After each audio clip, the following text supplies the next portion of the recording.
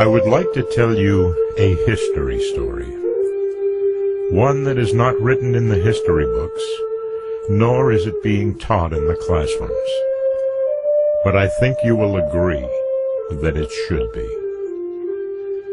It was long, long ago, in the days of our ancestors, there lived a man named Dagonoweda, an Oneida holy man.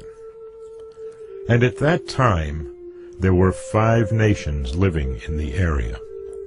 They were the Seneca, the Mohawk, the Onondaga, the Cayuga, and the Oneida.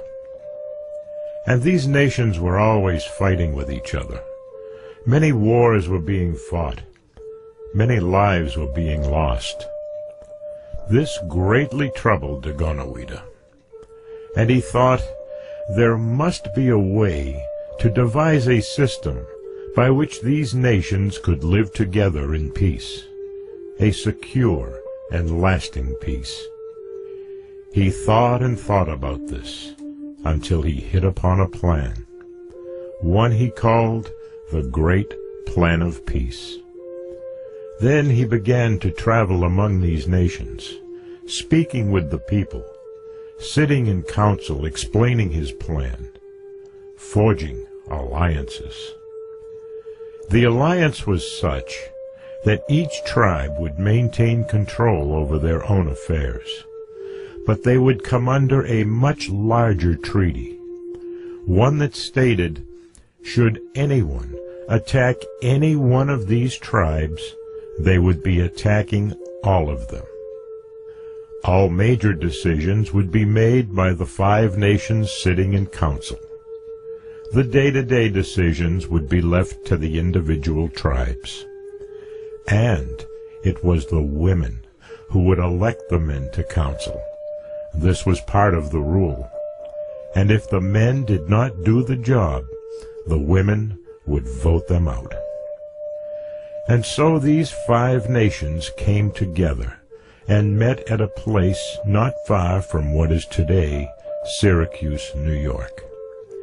And at that first meeting, over 50 chiefs gathered under a symbolic tree of peace and declared, "This is our alliance, and it is good." They became known as the Iroquois Confederacy, but they called themselves the Haudenosaunee, the people of the Longhouse. Now, many years later, Benjamin Franklin had heard of this alliance, and at that time the colonies were looking for a system by which they could work together. The problem was that each one of the colonies wanted to be in charge, but they knew they would have to come together to protect themselves from England. So in 1765, they met at the New Albany Convention, and Benjamin Franklin invited the Iroquois people to come to this convention to explain how their system worked. And they did.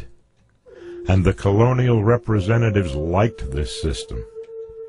And so that great plan of peace that Dagonoweda started and brought democracy to this land 300 years before Columbus became the foundation for what is today the Constitution of the United States of America.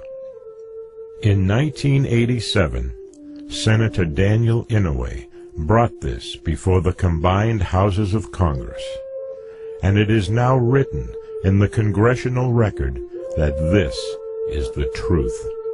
The Constitution of the United States came from the Haudenosaunee people. This nation was founded on Indian principles.